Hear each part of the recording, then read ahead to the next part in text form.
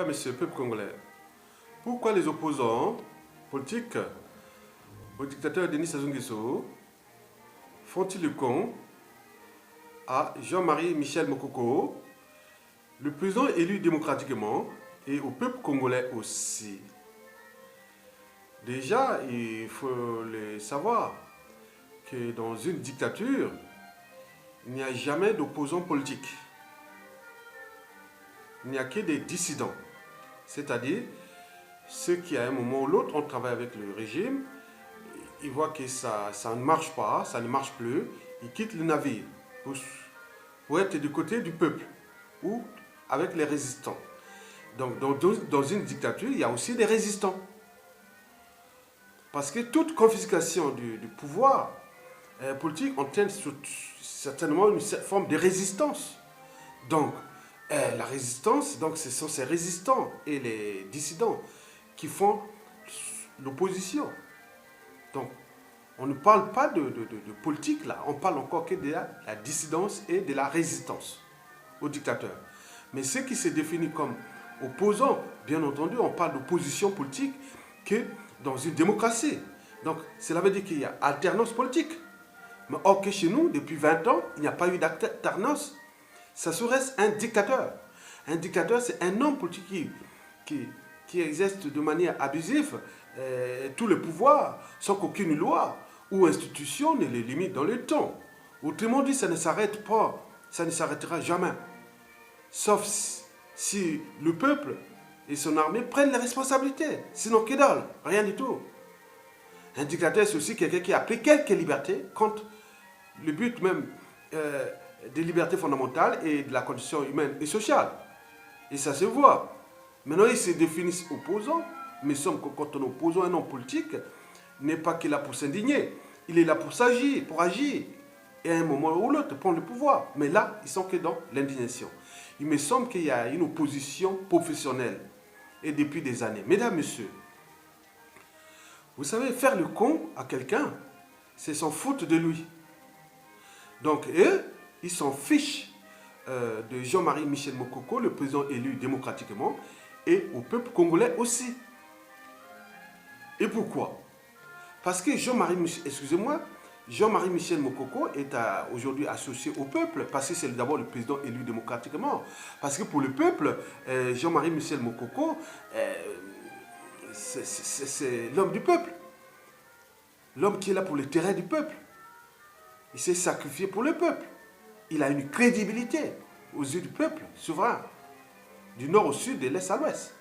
Donc, les déboires de Mokoko sont aussi ceux du peuple. On le voit aujourd'hui. Alors, pourquoi les opposants politiques à Denis Sassou Nguesso font le con à Jean-Marie Michel Mokoko, le président élu démocratiquement, et au peuple congolais aussi? C'est pas sorcier. Bon, je peux vous expliquer ça en 4 raisons essentielles. Bon, la première, c'est que la plupart de ces opposants au régime, c'est-à-dire ce sont quelque part les alliés du régime, ils ne roulent que pour leurs intérêts particuliers. Point barre. Sinon, ça se saurait. Depuis le coup d'État constitutionnel de 2015, d'octobre 2015, ils ont fait le jeu du chat et de la souris, joué au jeu oui, avec le peuple. Et voilà, Alain Bamoko disait que nous avons l'opposition politique la plus bête du monde. Oui, oui, parce qu'il y a la sous-cognition est tombée très très bas. Donc les gens n'ont pas su suturer, organiser et manager la contestation jusqu'à ce que ça se dégage. Le peuple avait envie d'en découdre avec ce monsieur. Mais qu'est-ce qui a failli? Parce qu'il revient toujours ces problèmes des intérêts particuliers. Et aussi à cause de la deuxième, la troisième et la quatrième raison que je vais vous la donner. Bon, déjà la deuxième raison, il faut savoir que la plupart de ces gens ont eu des embrouilles par le passé avec le peuple congolais et aussi avec Jean-Marie Michel Mokoko. Bon, j'y reviendrai plus tard. La troisième raison, il y a des alliances ou des pactes secrets entre ces gens-là avec M. Denis Sassou Nguesso. N'oublions pas que la plupart d'entre eux, ils sont des francs-maçons. Donc ils ont des codes, ils ont des conduites, des codes de conduite, ils s'écrivent entre eux. Ils ne se trahissent pas. Donc, Sassou Nguesso est le mieux placé et pour les arranger. Pour arranger l'air passif. Oui, donc il s'agit bien sûr d'un conflit d'intérêts. Leurs intérêts particuliers et partisans contre l'intérêt général. Le peuple a soif de changement. Mais pourquoi cette sous-cognition? Pourquoi cette immobilisation et ce statu quo? Il continue toujours à s'indigner, mais ne jamais agir. Jamais. Donc, qui fait le con à qui? Mesdames, Messieurs, bon, la quatrième raison, bien sûr, que vous savez qu'au Congo, Brazzaville, depuis la nuit des temps, depuis l'indépendance jusqu'à nos jours, les responsables politiques ne sont responsables de rien, ni du bilan de leur mandat passé ou en cours, ou de leur fonction passée ou en cours. Ils ne sont jamais responsables, ni coupables, autres, rien du tout. Alors là, ils prospèrent tout autant que le pays s'enfonce. Bien sûr qu'ils sont responsables de rien. Ils cherchent à revenir et voilà, c'est tout, point barre. Vous savez, mesdames, messieurs, en politique, on dit qu'il n'y a pas d'amis permanents, ni d'ennemis permanents, mais il n'y a que des intérêts permanents. Ça, c'est la première règle en politique qu'il faut savoir. La deuxième, c'est toujours l'art de diviser pour régner. Mais il me semble que pour eux, ces gens-là, si Mokoko est dans la merde, bon, qu'est-ce que ça peut faire? Parce que dans l'art de diviser pour régner, ils attendent. Et comme les vautours ou les hyènes, les charognards qui sont à côté, ils attendent que la bête meure et après, bon, ben, ils viennent la dévorer. Voilà pour eux, c'est-à-dire le peuple. Pour eux, c'est la bête, c'est le peuple. Donc celui qui portait le peuple au second, c'est Mokoko. Et c'est prisonnier politique. Mais ils souhaitent vraiment qu'il soit dans la merde et qu'il s'arrête. Parce que c'est ça. Donc, pourquoi? Parce qu'ils font le quoi avec Mokoko? Parce que Mokoko, c'est d'abord un fédérateur. Il est crédible aux yeux de tout le monde. Le fédérateur. Il serait comme le surveillant général dans une cour de récré d'un collège de banlieue difficile ou de cité difficile. Vous voyez les comportements. Donc, quand vous laissez les élèves dans un collège, dans un lieu difficile, bon, ben, bravo au secours les dégâts occasionnés. Donc, et ils sont comme ça. Donc, ils souhaitent être entre eux. Et à ce moment-là, qu'est-ce que nous allons nous retrouver? Dans un bazar. Puisque entre eux, ils ont des secrets, ils ont des pactes, ils ont des passifs, ils se méfient des uns des autres entre eux. Et où est-ce qu'ils vont travailler? Pour réussir un combat, il faut s'entourer avec les gens qui ont la même mission que vous. Mais là, ils n'ont pas la même mission. Chacun cherche à protéger ses marches arrière, son passif. Donc, s'il n'y a pas Mokoko, aujourd'hui, les fédérateurs crédibles, nous pourrons nous retrouver certainement comme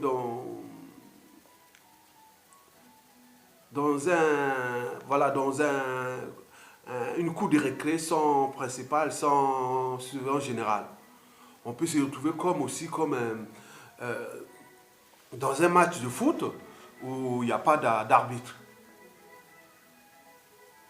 Ou comme avoir un ordinateur sans programme. Ou une ampoule sans électricité. C'est se retrouver comme ça. Et c'est ce qu'ils souhaitent. Parce que ça les arrange. Ils ont d'embrouilles, ils ont des passifs, ils ont des choses secrètes entre eux qui ont fait du mal parfois au peuple et à tout le monde. Donc ils cherchent à entretenir ça parce que ça les arrange. Plus ça soit là, plus c'est bon pour eux. Mais c'est un jeu vraiment dangereux. Hein? Mais ils jouent ça très très bien, puisque depuis des ans, ils sont encore là, avec Sassou. Sassou commande et ils obéissent, parce qu'ils ont des pactes. Mesdames, Messieurs, eh bien oui, bon, Et pourquoi ils font forcer ces cons-là? Bon, donc, commençons déjà par citer ces opposants-là, au moins quelques-uns, et voir pour un peu étayer leur combine. Bon, prenons depuis la conférence nationale souveraine, par exemple, jusqu'à nos jours. Prenons le cas de Clément Miressa. Il fut l'un des fervents acteurs de la conférence nationale. Pendant la période de transition, il était devenu ministre de Milongo. Premier ministre Milongo. Après les élections présidentielles, il est passé ministre aussi, dans le pouvoir de Lissouba.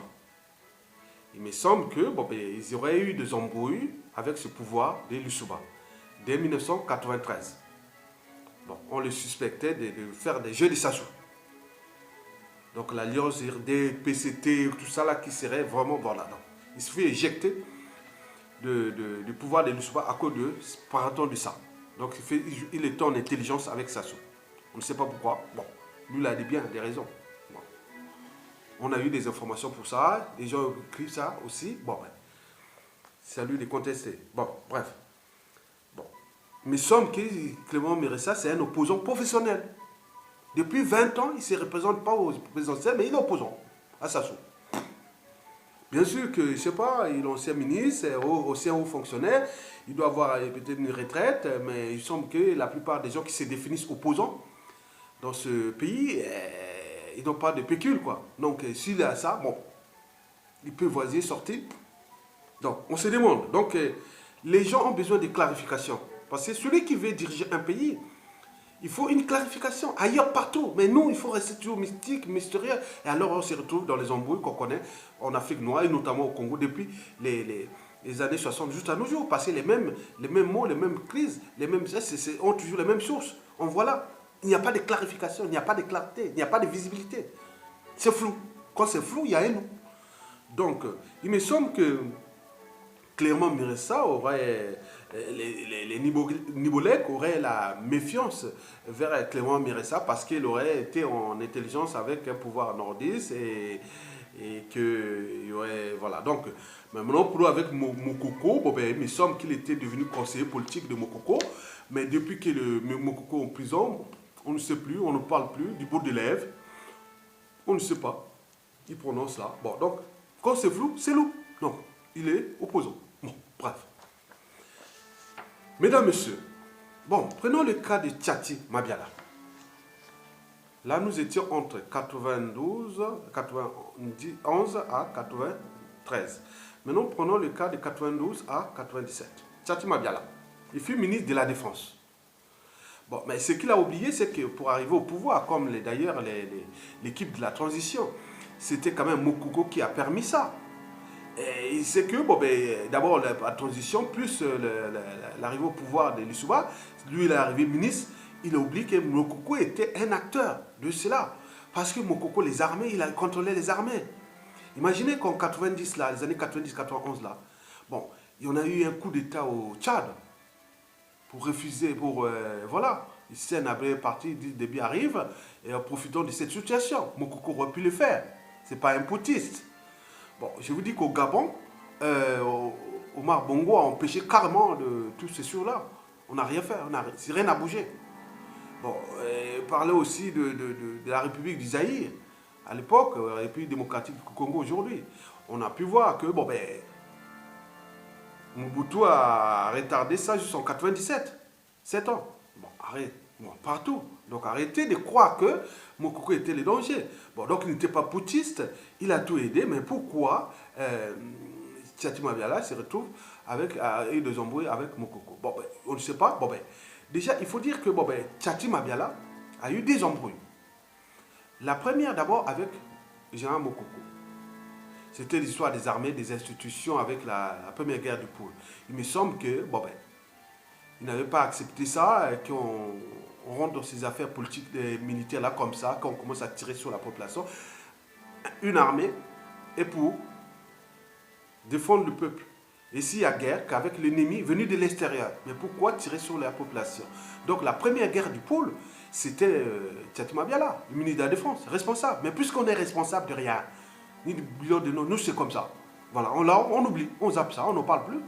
Lui, le ministre de la Défense, qui ordonne, comme le monsieur de Sassou Nguesso aujourd'hui, avec son chef d'état-major. Il faudrait demander aussi ses chefs d'état-major. Aujourd'hui, le chef d'état-major, on connaît. Et le ministre de la Défense, c'est les responsables. Donc, mais pourquoi nous, à cette époque, on a oublié? Donc, Mokoko fut radié de l'armée, son terre sa vie en danger, il s'exile à l'étranger en France, entre 1993 à 2005. Donc, toutes vos guerres, la première guerre du pôle, 1994, il n'était pas là. Le coup d'État de 97, il n'était pas là. Avec toutes ces opérations-là, tout ça, il n'était pas là. Donc, c'est quelqu'un qui est sain. Mais là, ça dérange. On ne veut pas des gens sains dans ce milieu de leur écurie, de leur oligarchie. Lissouba, Sassou Nguesso, 1, 2, 3. Voilà, c'est ça. C'est leur écurie. Donc, ils veulent les entacher, c'est-à-dire salir tout le monde pour qu'on reste ensemble dans la saleté. Et comme ça rend tout le monde. Mais non, les gens propres, non, c'est pas possible pour eux. Donc, ça les dérange. Voilà. Mesdames, messieurs, donc, Tchati Mabiala, comme Sassou, ils ont des embrouilles avec le poule. Donc, ils sont ensemble, qu'ils se ressemblent, ça semble. Donc, Tchati Mabiala a des embrouilles avec Mokoko, Sassou Nguesso a des embrouilles avec Mokoko, et Tchati Mabiala a des embrouilles avec le poule, Sassou Nguesso pareil. Bon, ben, l'alliance est là. Mais quelqu'un comme ça va défendre le peuple pour chasser Sassou Nguesso, alors qu'il pourrait se retrouver dans une embrouille judiciaire ou tout ça. N'oublions pas les biens mal acquis et tout ça. Donc, vous voyez le jeu. Donc, personne n'est responsable de rien. Bon. Donc, l'alliance, si on peut faire l'alliance Miressa, Tchati Mabiala, est-ce que vous verrez que ce serait possible? Ils pourront s'entendre pour libérer le peuple? Oui, des éléments précités. Des arguments précités. Bon. Mais il semble que Tchati Mabiala, c'est Kouni, l'autre est Teke, bon, ben, c'est du nord-sud, et je ne sais pas, il y a aussi cette géopolitique. Bon, je ne sais pas. Mesdames, Messieurs, parlons maintenant du cas de Mathias Ndjon. Mathias Ndjon, oui, là nous sommes la deuxième guerre du pôle. Mathias Ndjon arrive ministre de l'économie et des finances. C'était l'argentier de Sassou Nguesso entre 1997 à 2002. Donc toutes les opérations d'abord, après le coup d'État sanglant qui a fait des milliers de morts, et n'oublions pas le génocide et aussi les disparus de Beach, tout ça, lui, il était argentier parce que les principaux acteurs d'un gouvernement, pouvoir, c'est le président, le ministre de l'économie et des finances, le ministre de l'Intérieur, le ministre de la Défense et tout ça. Donc il est là. Bon, est-ce que, bon, comme on est responsable derrière, ni du bilan de ça, je ne sais pas. Donc lui, il me semble que pour Mathias Ndjon, bon, il a eu des embrouilles, non seulement avec le pôle, pour cette deuxième guerre du pôle, et puis aussi avec les Nibolais, puisqu'ils sont venus, opération Mouébara 1, 2, et espèce, tout ça a affecté aussi les zones du Nibolek. Donc, en ce moment, bon, on est en opposition, mais on ne sait pas. Méfiez-vous des apparences. Parce qu'il y a des gens qui souhaitent en découdre avec Mathias Ndjon pour cette histoire, expliquer cette histoire-là, cette période-là aussi. Donc, bien sûr qu'on est responsable de rien, et à ce moment-là, pour eux, le risque est grand. Bon, ben, venons par exemple, Mokoko. Mokoko n'a pas été là, n'a pas mêlé dans le sang. Il n'y a rien, rien du tout. Donc c'est celui qui serait le fédérateur, l'arbitre de tout ça. Mais eux, ils voulaient entre eux, avec cette saleté, bon, ils vont se faire, on oublie quoi, on zappe ces morts, ces assassinats, ce déclassement, ce surendettement et tout ça, on zappe puisqu'ils étaient entre eux. Donc ils cherchent à faire ce jeu-là, en utilisant le peuple, hein, c'est-à-dire comme du bétail électoral ou humain. Parce que là, c'est le jeu des amalgames, des stratégies qui sont là. D'où les statu quo et l'immobilisation. Donc, ils roulent pour Sassou. Donc, ce n'est pas des opposants. L'opposant, c'est dans une démocratie. Donc, c'est des alliés. Mesdames, Messieurs, prenons le cas de Guy Parfait Kolela. Mais c'est celui qui est vraiment, que je dis qu'il fait. C'est vraiment je dirais même un con, un imbécile. Parce que, bon, ben, lui, il avait tout pour réussir. Bon, il n'est pas mêlé avec les sangs et autres. Mais pourquoi il s'est allié à faire des amalgames, surtout pendant les hold-up électoraux? Pourquoi il est venu faire cet amalgame? Alors qu'il avait tout pour réussir. Par rapport aux autres, les autres sont mouillés par des histoires-là que j'ai précitées. Mais lui, rien du tout. Il aurait pu aller vers le Mokoko, peut-être il serait son premier ministre et autres, mais rien du tout. Parce qu'ils avaient signé un pacte secret, son père et autres adoptifs et autres, il a eu ses fonctions et qu'il a eu, qui s'est enrichi et ça. Donc c'est toujours ces mêmes intérêts particuliers et partisans. Bien entendu que moi, Guy Parfait Kolela, c'est comme Aïssa, et puis moi, Aïssa, moi quoi. Comment Sassou Nguesso est en train de chercher à détruire ton propre frère de la tribu? Parce que, historiquement, les gens mouraient pour un membre de la tribu qu'on attaquait, on ne laisse pas faire. Mais il semble qu'à Aïssa, donc, il est le digne fils des Makwa ou des Akwa. Kolela, c'est bien aussi pareil, parce qu'il fait le compte, dit non, il n'y a pas de guerre dans le pôle, moi je ne sais pas, alors qu'ils sont fiers électoraux. Donc c'est le paradoxe. Donc voilà la similitude entre les deux gars, Mokoko et Paulin Makaya, et là, Guy Parfait Kolela et Firma Aïssa. Paulin Makaya, je parlerai par la suite. Donc je vous dis simplement que, donc, pourquoi il a la méfiance de Jean-Marie Michel Mokoko? Parce que lui, il est lié à Sassou Nguesso. C'est un dédoublement. C'est le dédoublement de Sassou.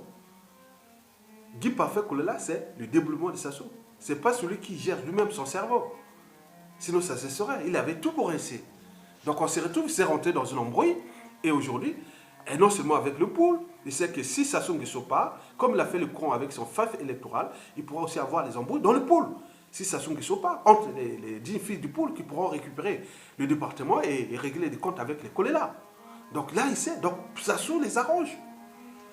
Mesdames, Messieurs, bon, on pourrait citer autant Okomi Salissa, Claudine Mounari, Charles Zachary Boao, tous ces gens-là. Bon, ben, bien sûr qu'ils ont des circonstances atteignantes parce que eux, c'est les vrais dissidents. C'est les vrais dissidents. Il a choisi de non, mais ça ne marche pas. J'ai aidé Sassou Nguesso. On a tout fait, mais ce n'est pas ça. On va pas aller dans ce sens. Alors, ils sont rentrés en dissidence. Et c'est pourquoi ils se retrouvent dans la merde où ils se trouvent. Mais les autres qui n'ont pas cherché cette merde, qui sont des faux opposants ou des opposants à Sassou, c'est des alliés. On peut citer aussi les Mukwege, les Itadi, les Cherboao, Oboa, et des jeux comme ça. Donc, c'est vraiment c'est immoral, c'est pas bien. Comment on peut accompagner la destruction d'un peuple? Donc ça avait bien préparé ces gens, il a géré ses cerveaux de ces gens, et donc il continue là. Donc vous savez que pour réussir un combat, il faut tout simplement s'entourer des gens qui ont la même mission ou le même état d'esprit que vous. Sinon rien du tout. Mais historiquement, c'est toujours les petits groupes de gens qui sont restés toujours motivés et engagés, qui ont toujours changé les choses. Donc nous sommes là dans la dynamique de changer ces choses-là. Donc, la priorité aujourd'hui, c'est d'abord protéger les prisonniers politiques, mais aussi le président élu, qui est là. Donc, sans ça, nous pourrons nous retrouver dans un bazar, au vu de tous les éléments, parce que c'est la mare au canard. Je ne sais pas comment il va traiter les problèmes des premières guerres du pool, deuxième guerre du pool, troisième guerre du pool, des problèmes des biens mal acquis, des disparus du but, des explosions du 4 mars, et tout ce monde avec qui? Donnez-moi déjà sur les noms que j'ai cités. Avec qui? Vous croyez qu'ils vont résoudre ça comme ça? Ce sera comme on a fait avec la conférence nationale. On a pris les années 60 jusqu'à 91.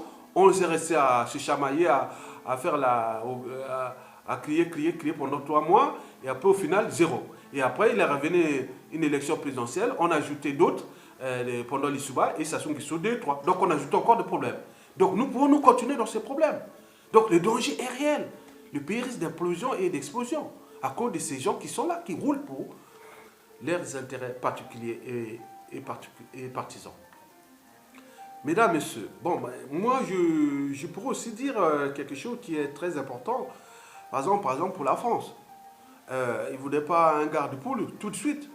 Pourquoi? Parce qu'il y a eu ces deuxième et troisième guerres du poule, déjà 97 à 2002, plus de 2016 et à nos jours, et tous ces trucs-là qui n'ont jamais été traités au niveau des droits de veto, Nations Unies et tout ça. La France a une responsabilité là comme au Rwanda. Donc voir un gars du pool prendre le contrôle de ce pays, là, ça sera dur pour la France. Donc ils savent ça, donc ils cherchent toujours. Bon, la France aussi a des embrouilles avec l'Unibolec, parce que pour eux, l'Unibolec, c'était quand même le pouvoir de l'Issouba. Nous, on a foutu le bazar avec ça, donc ils ne voulaient pas, géopolitiquement parlant, mais c'est compliqué. Donc ils cherchent à jouer avec ça, il y a des intelligences, il y a des stratèges, il y a de la matière pour créer ça, pour que le pouvoir reste s'assure et entretenir ça encore pendant. Mais le pays est en train de s'enfoncer. Mais pourquoi ne pas faire le choix de la neutralité comme le général Mokoko? Est-ce que reproche-t-il la France du général Mokoko? qui répond-il Sassou Nguesso du général Mokoko? Bien sûr, on dit qu'il va remettre le pouvoir au Bas-Congo. Non. Il y aura des règles qui seront établies. Ce n'est pas les trucs de Bas-Congo, c'est quoi? Des courants de procès, des nouvelles institutions, des justes équilibres et tout ça qui seront faits. Clairement, ce n'est pas aller dans la haine. La haine, ce n'est pas un nordiste qui voudra faire la haine contre les nordistes, ni encore contre les sudistes, et surtout quelqu'un qui a un état d'esprit de synthèse et des valeurs de liberté, de dignité, de sincérité, de crédibilité d'ailleurs. C'est une matière grise. D'abord militaire et intellectuelle, politique, sociale et morale. Oui, on a besoin. Bon, le cas de un président Nibolek arrive. Bon, l'Angola sera en attention parce que, bon, pour le régime de Luanda, bon, il y a l'enclave du Cabinda qui est là et que, bon, ben, les gars d'Nibolek avaient soutenu Savimbi et que c'est le régime de Joao Lourenço qui est là, qui est arrivé. Bon, ben, il sait que, bon, lui était ministre de la Défense de ça, mais donc, il ne peut pas voir de mon œil l'arrivée d'un pouvoir Nibolek dans la frontière avec Kimongo, le clan du Kamida et tout ça. Bon, il pourra avoir des embrouilles avec son précaré Kamida. Donc il y a des trucs géopolitiques qui sont là, mais il me semble que, bon peut-être la France va chercher côté Teke, bon, ben, et pour sur l'équilibre qui est au nord, après au sud, de la rive haute, ben, on va chercher les Teke, mais qui? Bon, les Teke, bien sûr, sont répartis dans l'ensemble du territoire, de la cuvette ouest, les plateaux, oui, la cuvette ouest, la cuvette, les plateaux, le Poul, le Koumou et jusqu'à Onyari. Donc c'est une étendue. Ben, la population, ben, ils ne sont pas nombreux, mais ils sont quand même étendus sur l'ensemble du territoire. Donc peut-être qu'ils vont chercher le juste équilibre là, parce qu'il y a fait géopolitique nord-sud, mais c'était des enjeux. Mais en ce moment, il n'y a pas quelqu'un qui est crédible. Voilà, crédible aux yeux de l'opinion, que ce soit au sud ou au nord. Mais le lien sera avec un pouvoir attaqué demain. Ça, c'est sûr et certain. Mais nous devons d'abord accompagner Mokoko pour que nous sortions d'abord de cet entonnoir. Mais donc, les gens là, bon, ils auront bien sûr les responsabilités historiques. Parce que vous n'avez pas soutenu. Au cas où il arrive, qu'est-ce que vous allez faire? Les noms qu'ils aient précités, vous allez venir dire quoi?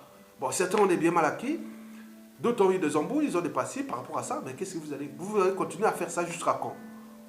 Donc, d'où l'enjeu de prendre vos responsabilités. Et maintenant, parce qu'à côté, vous aurez des circonstances atténuantes. Bon, ben, bien sûr que si vous avez votre nom, cité comme témoin à charge, oui, ou témoin assisté ou autre, sur une affaire de bien mal acquis, des crimes de sang, d'expiration, des explosions du 4 mars 2012, de ça, vous devez assumer votre responsabilité, même si vous étiez résistant ou dissident. Mais par contre, ceux qui n'ont jamais été avec le peuple dans ces conditions, qui ont venu faire la diversion du régime, mais ceux-là seront totalement punis. Ça, c'est sûr et certain.